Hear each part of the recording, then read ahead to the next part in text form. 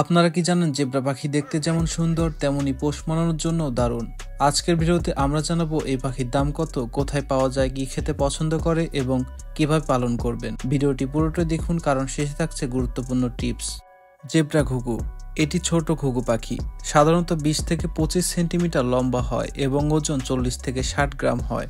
এদের বিশেষত্ব হলো শরীর জুড়ে থাকা কালো সাদা ডোরাকাটা দাগ, যা দেখতে জেব্রার মতো লাগে। চোখের চারপাশে নীল বা ধূসর রঙের আভা থাকে, যা এদের আরও আকর্ষণীয় করে তোলে।